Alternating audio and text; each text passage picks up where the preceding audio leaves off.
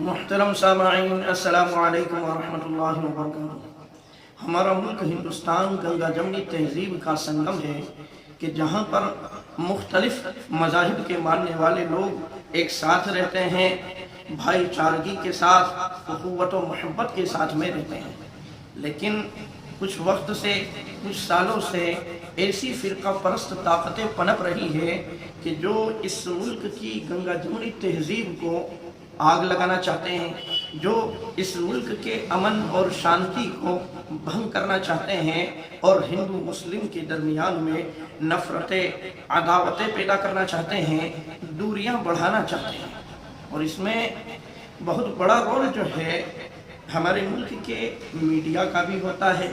اور حکومت کے اشارے پر وہ ہندو مسلم کرتے ہیں۔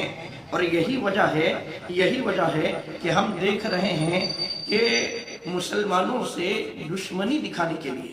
دشمنی نبھانے کے لیے گورنمنٹ وقف بورڈ کے نام پر قانون لانا چاہتی ہے، اور مسلمانوں کی مسجدوں کو، مدرسوں کو، درگاہوں کو اور خانقاہوں کو اور وقف کی املاک کو، وقف کی جائیداد کو اپنے انڈر میں لینا چاہتے ہیں، اور یہ کہہ رہے ہیں کہ اس کے ذریعے سے ہم جو ہے غریب مسلمانوں کو لابھ دیں گے، فائدہ دیں گے۔ حالانکہ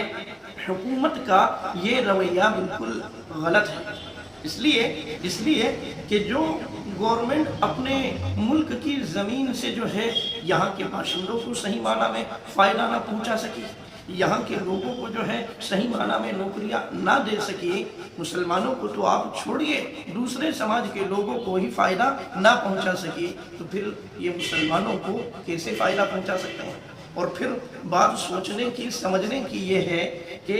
جس وقت میں بابری مسجد کے بارے میں فیصلہ آیا تھا تو اس وقت میں یہ بات طے ہوئی تھی کہ بابری کے بعد میں اب کسی بھی دھرم استھل کو، کسی بھی مسجد کو، کسی بھی مندر کو نہیں چھیڑا جائے گا۔ جو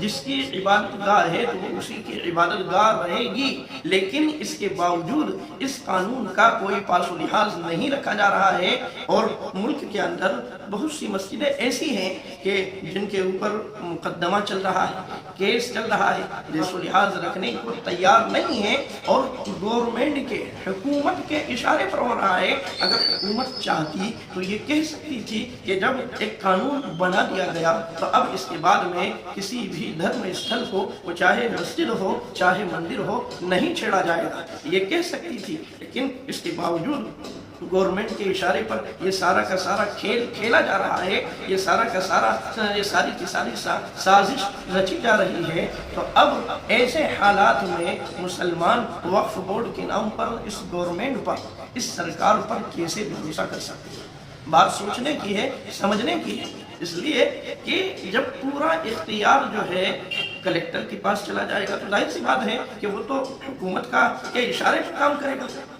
اور اس اعتبار سے مسلمانوں کی بہت سی پرانی مسجدیں، درگاہیں ان کے ہاتھوں سے نکل جائے گی۔ تو اسی لیے اب جو ہے سنسد کے اندر وقف بورڈ کے بارے میں قانون پاس ہونے والا ہے، پیش ہونے والا ہے، تو اس اعتبار سے مسلم پرسنل لا بورڈ نے آواز لگائی ہے، جنتر منتر پر دھرنا دینے کی، جنتر منتر پر عوام کو، مسلمانوں کو خاص طور سے جمع کرنے کی آواز لگائی ہے۔ لیکن پہلے یہ تاریخ دھرنے کی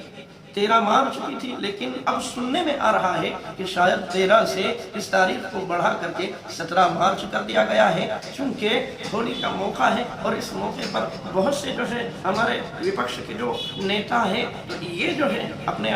وطن میں ہولی کے موقع پر ہوں گے، تو شاید اس اعتبار سے ہو سکتا ہے کہ تاریخ جو ہے بڑھا دی گئی ہو۔ ہم اللہ رب العزت سے دعا کرتے رہے، چونکہ رمضان کا بابرکت مہینہ بھی چل رہا ہے، اور اللہ نے دعاؤں کے اندر ایک تاثیر رکھی ہے، ہم دعا کریں کہ یہ بل پاس نہ ہو سکے اور باطل طاقتوں کے جو منصوبے ہیں، ارادے ہیں، یہ ناکام ہو جائے، اور اللہ سے دعا کرتے رہے کہ اللہ رب العزت اس ملک کی شریروں کے شر سے اور فتنوں کے فتنوں سے حفاظت فرمائے۔ وما توفیقی الا